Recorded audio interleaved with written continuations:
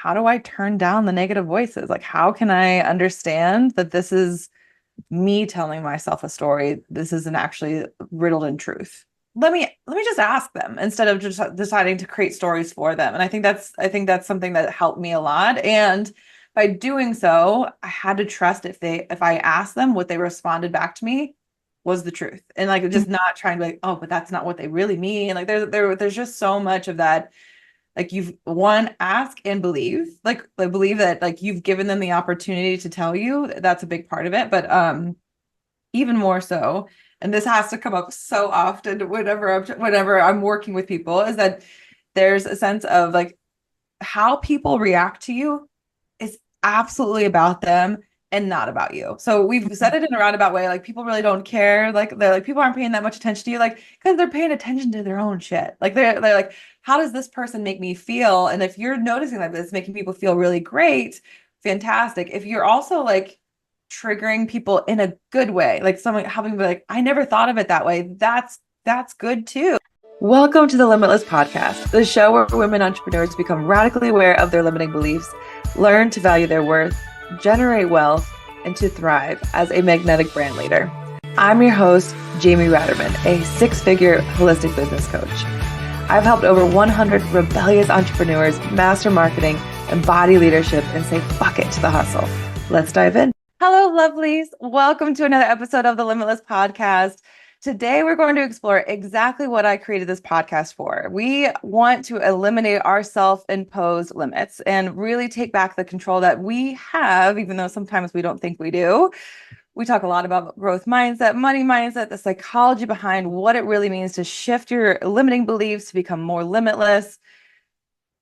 I wanted to help you reach your goals. Now, it's easier said than done. Of course, we can talk episode after episode about this, but today we have Cecilie Lovestam on the podcast. She is a positive psychology practitioner with a master's degree from UPenn, and as well as a trauma-informed yoga teacher, which I want to talk a little bit more about that. So I can't wait to share these things, but she's going to share her expertise about what it really means to break through some of those limiting blocks that we have.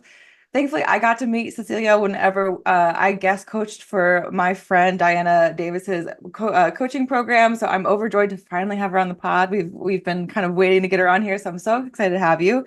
Welcome, Cecilia. Thank you so much, Jamie. I'm excited for our conversation. I'm so excited to have you. So I shared a little bit about your background, but tell us, what got you here? What made you go, you know what? I would love to devote my life to helping people really boost their well-being. Yeah, thank you for that question. My interest for psychology and well-being started actually as a teenager when I was really young and came from personal experience when I experienced mental health challenges, really serious ones for someone close to me. And I just sparked this interest in human psychology and I wanted to learn more. So I went ahead and pursued my education first, Bachelor's of Science in Applied Psychology at NYU. So also a New Yorker. I lived in New York for 7 years. Right now I'm coming come to, back. yes, I miss New York. But yeah, now I'm coming to you from Oslo, Norway, which where I'm based now for the last 4 years, and it's also where I grew up. Oh, I love that. So yeah, so this just sparked my interest in psychology, and then I went on to pursue applied positive psychology, which is the science of well-being. So my mission is really to spread the art of science of well-being, and I do this through one-on-one support, retreats, and workshops, and opportunities like this, like connecting with you and sharing some tools and frameworks and podcast format. I love that. I love that. So I feel like it's always interesting because I think there's a sense of when somebody is trying to choose what they want to do with their business or with their brand, that they think it's like, oh, what I like went to college for. And I think that's fantastic. But I love that you have a bit of like there's a personal reason. And I kind of if you're open to it, I would love to explore it a little bit for the fact that I think there's a lot to be said about when you're passionate about the subject that you decided to become even more skilled in.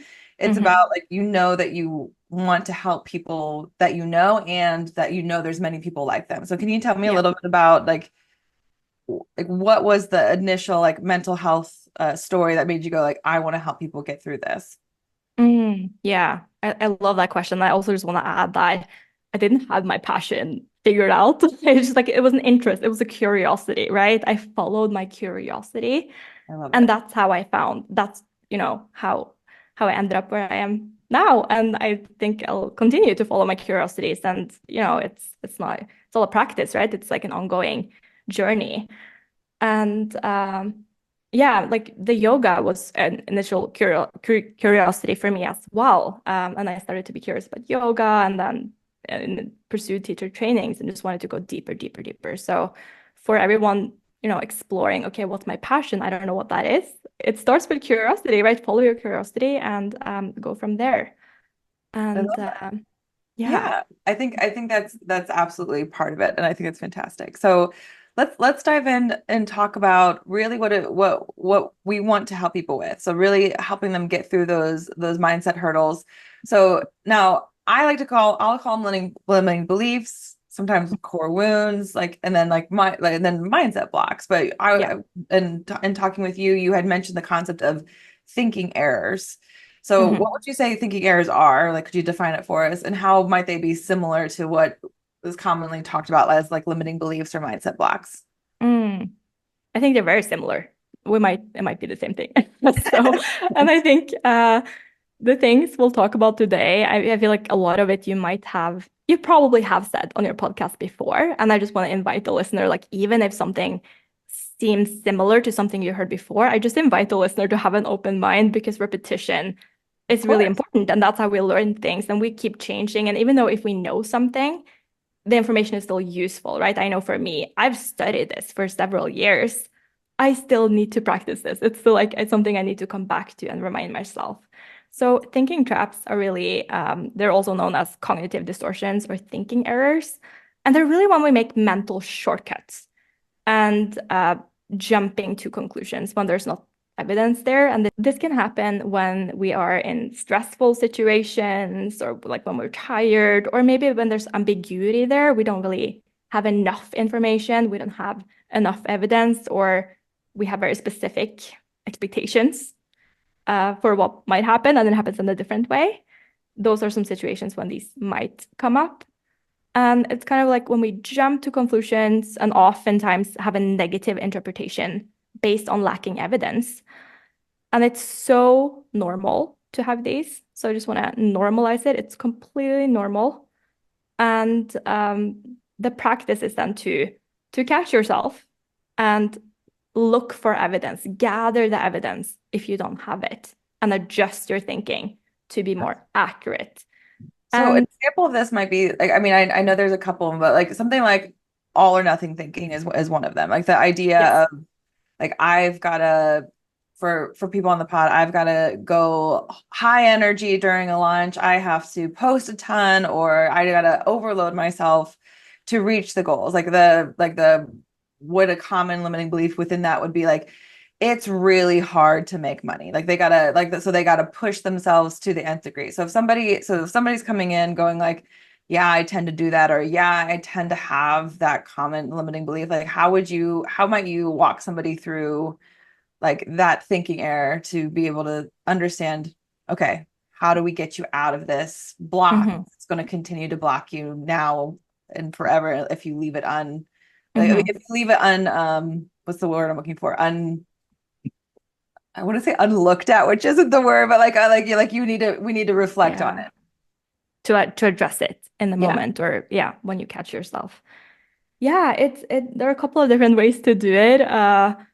You can coach yourself. Like you can self-coach. I CBT myself all the time. So this comes from cognitive behavioral therapy, also known as CBT, right? I use this. You can kind of sit down, maybe journaling is supportive for you, and just like reflect, gather the evidence.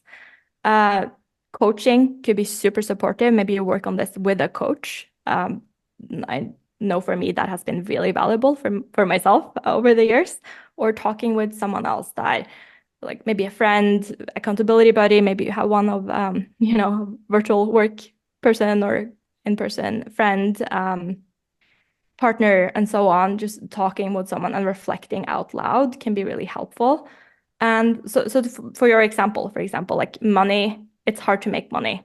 Hmm. Okay. I would invite the person to dig a little deeper, gather the evidence. Like, what is the evidence? Is it just one case where it was hard to make money? Maybe it was one launch that didn't end up being profitable, but there are other cases that were profitable, other ways to that money was easy, right? So it was really just like gathering the evidence and adjusting your thinking to be more accurate based on the facts. And when people hear that I'm a positive psychology practitioner, a lot of people assume that I'm all about positive thinking, and I'm actually not very interested in positive thinking. I mean, not in the sense like you just sit down and think positive thought, like passively think positive thought. I'm not about that personally. I'm more interested in accurate thinking, of course, with a realistic optimism spin, right? Like, yeah, we definitely should focus on the good stuff, but it's accurate, right? We want to look at the evidence. So being I love that though. aware. I think there's a sense of looking at this like I have so many things to say actually, but like Yeah, but like great. the idea of I think when people when I talk about mindset blocks and really understanding like how can we start to think towards the positive or at least realize that we're telling ourselves a story that isn't accurate. Like I Mm-hmm. think that it's our brains are just naturally able to find the negative. It's a way of keeping ourselves secure. It's a way of Yes. a way of like if we were still cavemen, we would live a little longer if we're worried about the what's outside the cave, like things that are going to kill us inside the all of the Mm-hmm. thoughts like that was the way in which our brains were formed. But like there's a sense of we're not living in that now, and that we get to because Mm-hmm. of evolution to go, okay, I don't have to live in this story that if I'm not perfect, I'm not going to get these results. Or if like the idea that like if I miss a day, that means that I'm a failure, or Mm-hmm. like these really harsh ways that like our brains will tell us because of our patterns, our past of being an A+ student, and like if we missed one thing, we might lose our GPA, or in the past, Mm-hmm. like maybe we had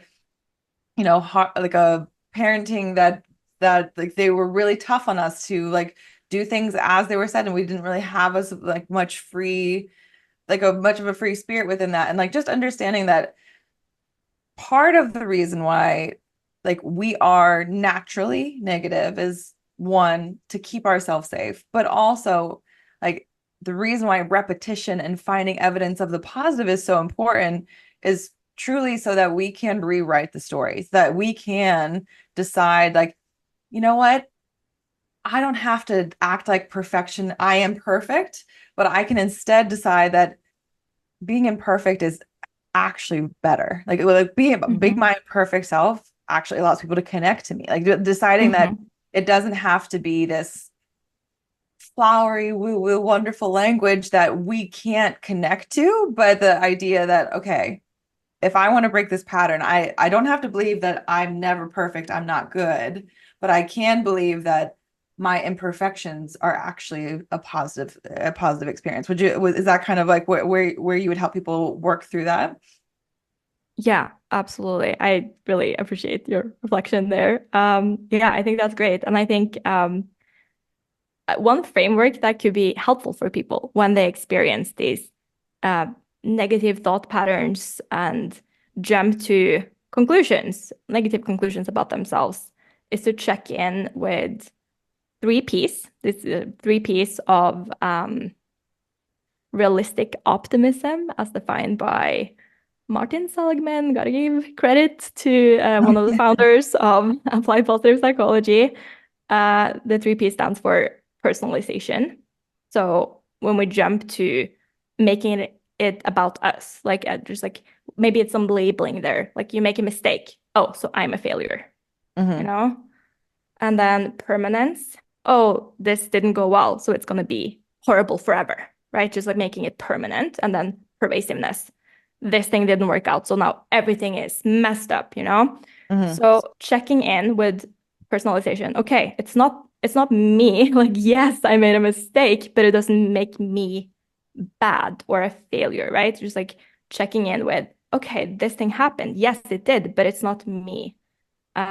It's not me that I'm not bad.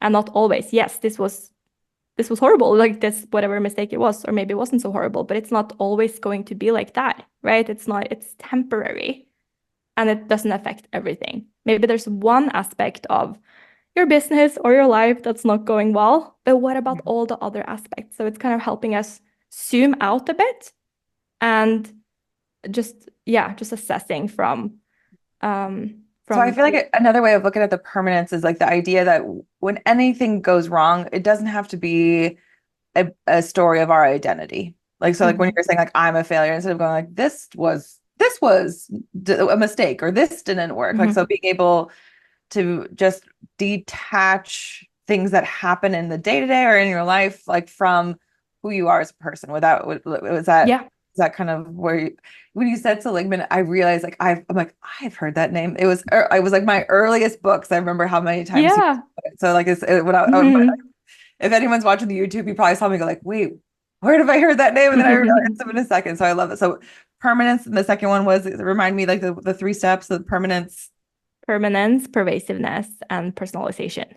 Okay. So like the pervasiveness is like the negative spiral. They keep Mhm. going through it. Okay, beautiful. You also mentioned that it's important to think more like it doesn't have to be overly positive. So why is it like in Mhm. general we're kind of surrounded in a world where like you want to make big statements like Mhm. common where people will share what they want to make in a year's time and they want to and like people like make it bigger, like oh, you want Mhm. to make 100K, make 300K, and they'll talk about that. Or, oh, I'm like, instead of like feeling like you're lazy or you're unhappy, you're a committed and like magnetic person, and like really trying to make these big statements of like, yeah, ultimately would likely be someone's dream, like they would love to have that, but why is it kind of important to understand like positive, overly positive thinking or can be toxic at some points and to kind of choose something that's what you were saying more accurate. Yeah. Accurate and also more genuine, right? Because if it's fake and forced, then in my opinion, it's not so helpful, right? Of course. And like you said, like you explained perfectly, I think it's that we're naturally, as a human species, we have naturally developed this negativity bias, as we call it in psychology, right? We're biased towards the negative. Because, like you said, that's how we survived as a species. That was helpful when we were hunter-gatherers, but might not be so helpful anymore. So, given that most of us are more naturally focused on the negatives, it just like catches our attention and headspace and just weighs heavier. Um, being like shifting towards more accurate thinking will also naturally make us, most of us, more positive in the way we're thinking because then we're all actually opening up our gazes. We're zooming out a bit and taking in everything. And then when you do that, you might also notice that, oh, there are actually more good things and positive qualities that I just overlooked Oh, and to focus on.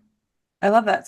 So maybe it's a good way to kind of look at this as an example. So if I'm let's say I'm currently like I haven't even really made like I maybe make one or two sales a month. So I'm bringing in 2K a month, and I would love to have a 20K month. Let's put that out there. So like I would Mhm. love to have a 20K month. So instead of saying like if I'm wanting to think more positively about the potential of what my business is, how like would you say like me saying like I'm going to make 20K this month is too big of a thought, or is like how would you walk somebody through changing like I'm not going to make any sales to I think I have the potential to make up to 20 Mm, sales.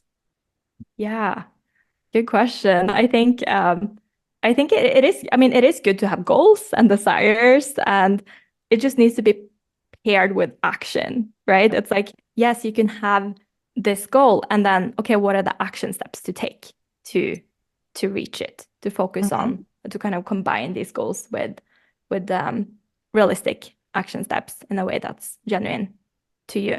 Yeah. I mean, so I guess like maybe when I have a client, so I've definitely had a couple clients before who like they want to feel like they can bring in consistent cash flow. And Hmm. whenever they want to make these grand statements of I'm going to make this month, Hmm. usually I'll ask like how it feels in their body. Like I'll go like, Hmm. how does just saying that, like, how does that feel? And like the ones are like grounded, I'm good. Like it seems like Mhm. they probably have done some of that mindset work that they're Mhm. like, okay, like this is possible for me versus somebody going like, yeah, I mean, I don't believe it, but I'm saying it. It's fine. Mhm. Mhm. Like the what really makes the difference between someone who believes like a really big a bit really big goal and somebody who's like, yeah, I'm just saying the words, but I there's no Mm. behind them. Yeah. So for that person who's like, I don't think I that is possible, I would like to dig a little deeper. Like what, why? Like why is that not possible for you? And then maybe they'll sell something like, oh, the market isn't out there. Okay, let's look at that. Like whatever industry you're in, like coach, there's a million coaches out there. Like clearly there's a market for it. Or artist, someone else might say, oh, I don't think I'm good enough. Like after digging deeper, maybe that's the belief we'll come to.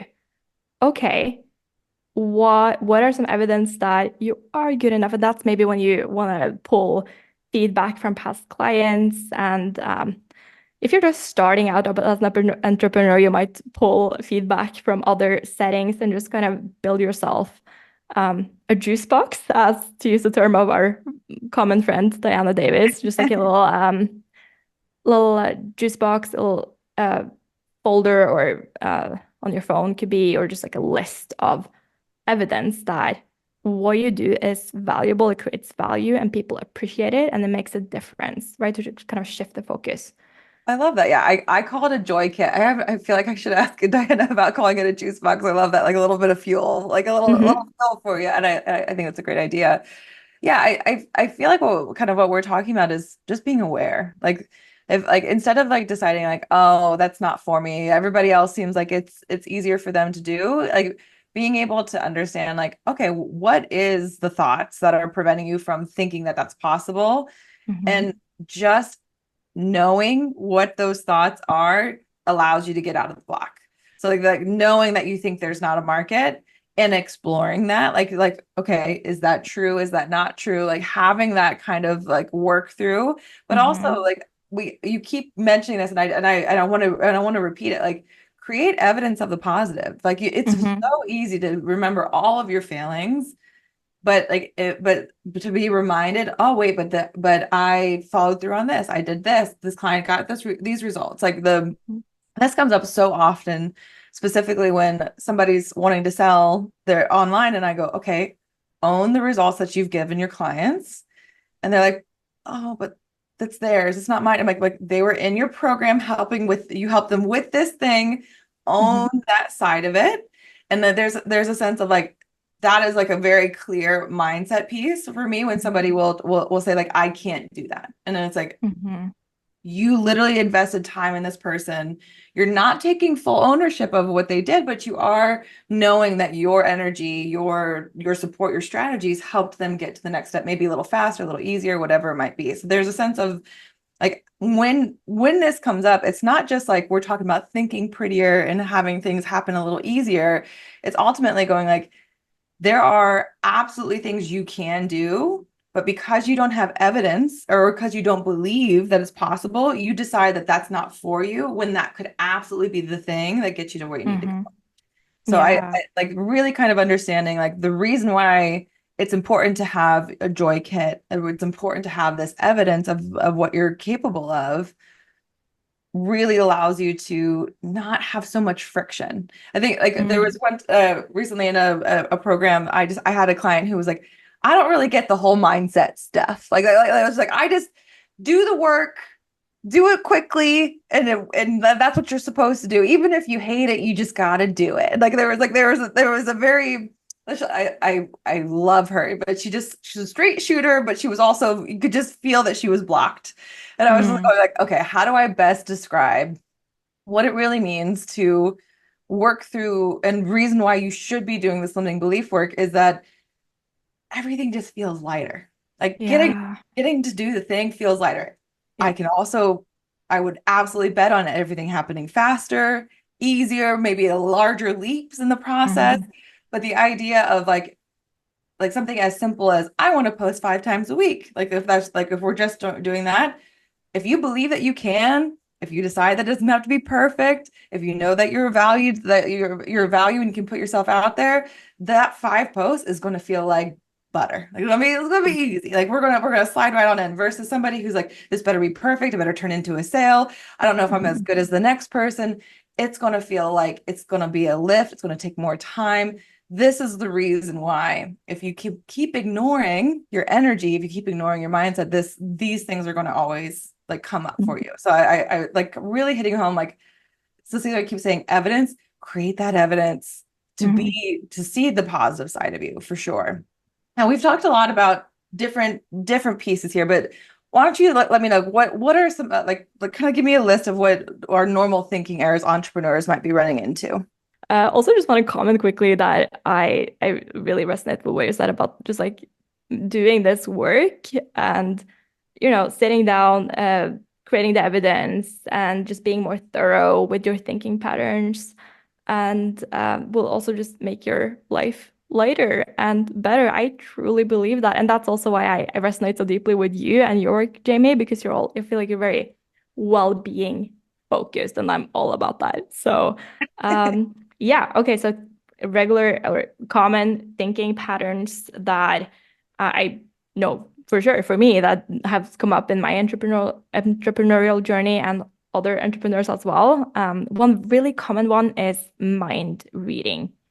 And this is when we think we can read other people's minds, Oh, or we I was about to assume, be like, wait, there's psychics out here? I was like, wait, tell me more, tell me more. yeah, or we think that other people can read our mind. So mind reading is like, uh, for example, you post something on stories. Like I remember the first time I spoke to camera on stories, and I was just like, oh. And then you see people are watching it, no comments though, and you jump to conclusion. You start to think, oh, maybe they think it's stupid or silly, or they think I'm no good. You jump to conclusions about what other people think about you. And the thing is, you don't know what other people think unless they tell you. Like you just Oh, can't know for sure. you're And opening up like a big can of worms. There's so many things to talk about here because I think so. One on the marketing side of things, this one's bad. I'll call it bad. This one's bad for the fact that like we have to say things often. We kind of need to be repetitive because one, even if the same person watches your stories, is in your posts all the time, they are inundated with so much information every day. So if you want your message to be heard, you gotta say it often. You gotta say it like you in general. They need to be like, oh, she's the person who talks about this, or that's the brand who's known for this. And the only way for that Mhm. to happen is saying it often, believing that they haven't heard it before. Like in general, like you gotta repeat. So like this idea of mind reading is going to absolutely slow you down as an entrepreneur, but also this actually came up just yesterday. I was speaking with a one-on-one client and she was going like, people have been saying that they don't like this type of content. And I'm like, well, maybe they're just not right for your offer. Like maybe that's just what it is. And I'm like, Mhm. who are these people? Do you want to work with? Like they hold on to like what one person said about somebody else and they decided it's about them. So I think there's like this idea of like the mind reading. Like one, I think it's a very much of a people pleaser like trait, but also like the more that you can just like decide I just want to share because I'm going to share, and the more I do, I'm creating this path for people to see me. It makes it a little bit easier. So, how would you help somebody? I mean, it sounds like a lot of negative self-talk, but like how would you help Yeah. somebody be able to just like at least turn down the volume of how many voices are coming up whenever they're seeing those metrics of like somebody Mhm. people watch but nobody responded? Like how would you help somebody walk through that? Mhm. I mean, just like you said, just reminding that there's so much noise out there, there's so much content. And honestly, I don't think people think about you as much as you want them or you think. And that's actually a good thing. That's Oh actually a yeah. really good thing. And that's helped me so much with showing up more online and posting more and, and just being, oh, what will people think? Well, actually, I don't think most people probably won't think much, they'll keep on scrolling if they're not interested. And the people who resonate, they will hopefully reach out at some point, and that's great, right? So Yeah. just remembering that you think about yourself a lot, as you should, as we all do, right? And other people think about themselves a lot too. So I think there's actually a lot of freedom in that. Oh, absolutely. I think uh, there's, I mean, it sounds really harsh, but like for instance, if somebody goes, well, nobody even engaged with my post, I'm like, nobody saw it, post it again. And like, they're like, Mhm. one way to take that statement is like, oh, nobody saw it. Like, nobody saw it. The other way is Mhm. going like, yeah, let's keep trying again. I think there's like the resilience that people talk about, consistency that people talk about, like it really starts to help turn down the voices. Like whenever somebody, for instance, is the first time they're really starting to create and post online, I'll be like, go through the paces. Post, who gives a shit if people respond? Like who Mhm. gives a crap? Like learn how to post a reel, learn what your voice is through practice. Mhm. And yeah, of course, it's going to only help you with your skill level, but that's also going to help you not get so whenever things don't work exactly well, like perfectly well. Because I was just talking about this in the previous episode of the pod of going like every single person who you believe had overnight success, every single person who claims a viral post turned into a ton of sales, they had all of the failures, quote unquote, that happened before so that they knew how to create a viral post or they knew how to handle like all the money they were receiving. They knew like that all of these little micro things that happen in your day-to-day in business help you to get to those bigger moments. Yeah. And like the idea of like exactly this, the mind reading of just assuming if somebody doesn't respond, that means nobody wants it. That is absolutely going to just like slow you down for sure. But also within that, because I want to claim that I'm a recovered people pleaser. Like it's over. I'm done. Like I want to claim that. We'll see if it's completely true. But the idea of, really trusting people at their word, like really trusting, like if somebody tells me like I would love to work with you, just not right now, I'm not going to believe that like, oh, they hate me. Like they don't really like me. Like let's just believe that like, if it's not the right time, it's not the right time.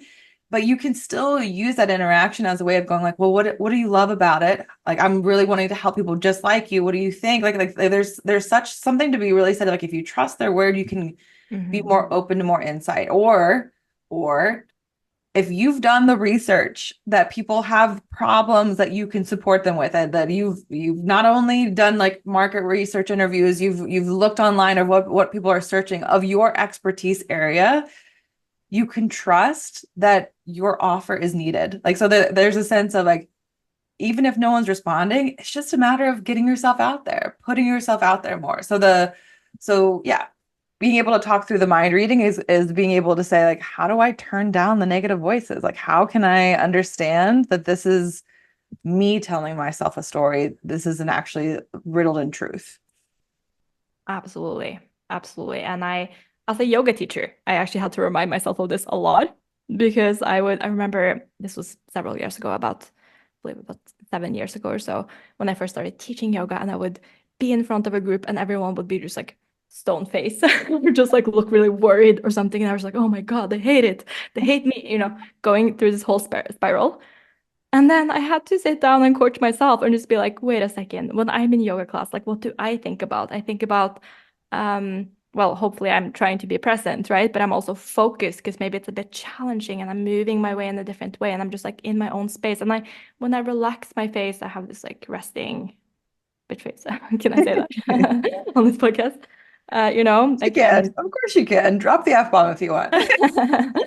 um there's so many reasons that people might have a certain facial expression, and that again is that ambiguous information, right? Like if so let's say you're on a Zoom call or you're talking to a potential client and they don't respond in a way that is just like ambiguous, you don't know how they feel, then just know that there could be so many reasons why they respond the way they respond. Like maybe they just had a really stressful day, or maybe they don't feel so good that day, or maybe they're thinking about a crazy to-do. There could be so many reasons why they respond, and it doesn't all have to be about you. So then just remind yourself there's lack of information, so you don't know what they think, and so there's no reason to jumping to conclusions. And it's so human to do that. We all do, Hmm. especially in Of social course. situations, right? Because again, as a human species, we're just hyper social beings. We need other people to survive as a species, right? So of course we're like hypersensitive to social cues. So reminding yourself that you can't read people's mind and other people can't read your mind either. So that's Really. also a big piece of the puzzle here is like communicate your thoughts and your needs and just both in professional settings and also in personal relationships as well. It's so important. Yeah, I think that the biggest way that I started to really release this for myself was like if I was in a coaching situation, like if it was a group scenario, like if I was feeling a certain type of energy, like from like a client, and I'm like I'm not gonna call them out on a call, right? They're like what's going on? But there might be like I would like kind of hop off and like, hey, I kind of noticed some energy. Is there something that's coming up? And like I would say 9 times out of 10, they're like, no, I loved everything you were saying. I have something else going on in my life, and I maybe if that was what was coming through. And they're like being able to like before you let the wildfire go in your brain is going like, oh, that feels weird. Let me ask them. Let me if it's still bothering me at the end of the call, or if it's still bothering me at the end of the day, like let me just ask them instead of just deciding to create stories for them. And I think that's something that helped me a lot. And by doing so, I had to trust if I asked them, what they responded back to me was the truth. And like just not trying to be like, oh, but that's not what they really mean. Like there's just so much of that. Like you've one, ask and believe. Like believe that like you've given them the opportunity to tell you. That's a big part of it. But even more so, and this has to come up so often whenever I'm working with people, is that there's a sense of like how people react to you is absolutely about them and not about you. So we've said it in a roundabout way, like people really don't care. Like they're like people aren't paying that much attention to you, like because they're paying attention to their own shit. Like they're like, how does this person make me feel? And if you're noticing that it's making people feel really great, fantastic. If you're also like triggering people in a good way, like someone having be like, I never thought of it that way. That's good too. So like there's their ability to understand that, especially with branding, especially with marketing, like you want you want to notice people's reactions, but it never means something about you. Like it doesn't, it's mostly like, how am I inspiring, influencing, educating, encouraging people to see that what's possible for them, or like whatever solutions you provide. So this idea of, again, we're really hitting on mind reading because it's just so pervasive, but Mhm. the idea is like we do have the power to one, turn down our own voices, but also see how this can cause a lot of havoc for the kind of things that we want to do. And yeah, I love what you shared about just asking people, right? Just like, hey, I noticed this, just wanted to check in, and then gathering the evidence. That's Oh, exactly, that's exactly that's so key here to this process, right? It's just like gathering that evidence and, like you said, trusting that what they share is beautiful. true for them. Yeah. So we've talked a lot about, the blocks, the different things. Like, what would you say if you had to give like maybe 3 habits that somebody would have that is really working on seeing themselves as the thriving person they want to be? Like, what would be like daily habits that you would recommend for people to like court that mindset that's more positive, that's more, let's for many of us that let's do like more magnetic, making sure that we know that what we want is possible. Hmm. Love that question. Uh, I think, the first step is, of course, awareness, right? Self-awareness, and even recognizing these thought patterns, these thinking traps when they come up, these limiting beliefs. That's the first step, just becoming aware. And that might mean slowing down a bit and just noticing, okay, like what is stopping me here? A sense of just being mindful of those things, and then digging a little deeper, like we talked about, gathering the evidence and grounding yourself in the evidence, because what that's what's important here. It's like not jumping to conclusions. Again, your brain is so good at taking shortcuts, and we don't always want that, right? So it's just like slowing down, digging deeper, being more thorough and accurate with your thinking. And something that has helped me a lot with even being here, right? Going on this podcast, because I'll share just personally, like a little bit, getting a little bit vulnerable here, but this is something that is relatively new to me. And not that long ago, it's just like maybe 6 months ago or so, that's when I first started going on Instagram Live and doing podcasts. So this is like relatively new to me. And I have this belief, this thinking trap that I'm not good enough at this, Like I'm Mm. not, this is not good enough. I am not ready to do this.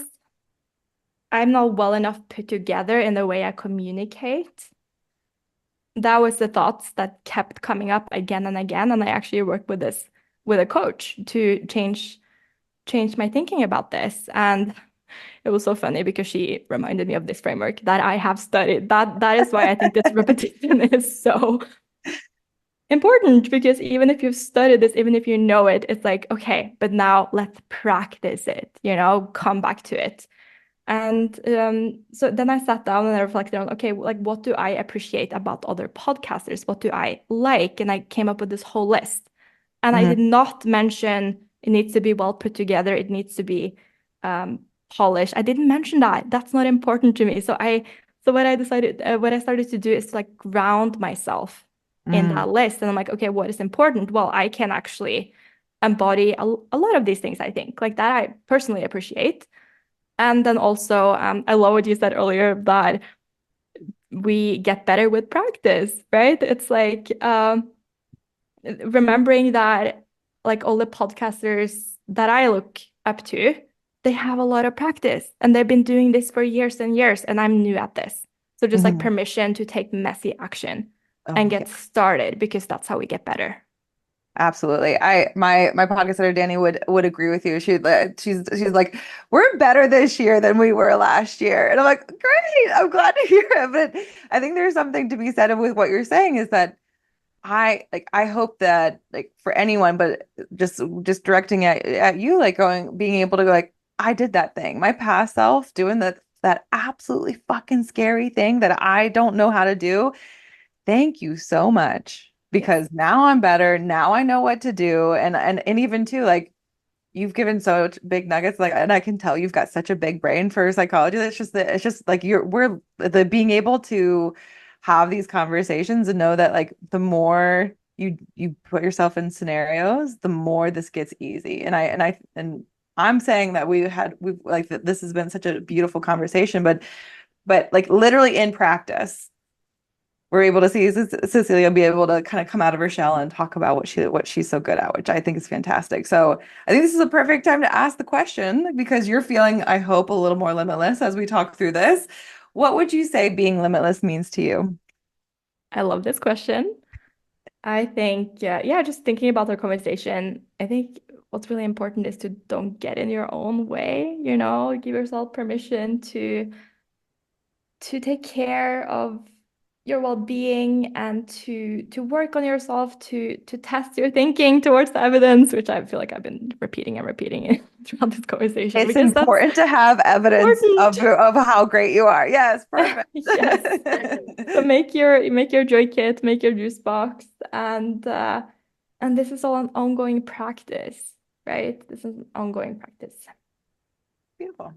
Thank you so much for being on the pod today. Tell us a little bit about how we can stay connected with you and how we can get that support of all the things that you know about for building this better positive mindset. Thank you. Yeah, you can find me on Instagram at cecilia.lovestam.wellbeing. And I also would love to offer your audience a free masterclass about well-being, and just like sharing in this masterclass, I'm sharing an evidence-based framework for how you can approach well-being in kind of an indirect way, which is actually the most efficient way to do it, which I explain in the masterclass. And yeah, maybe we could link that in the show notes, or if not, you could message me Absolutely. on. We'll Okay. put it in the show notes, including your links on socials. Cecilia, thank you so much for spending time with us today and sharing everything with us.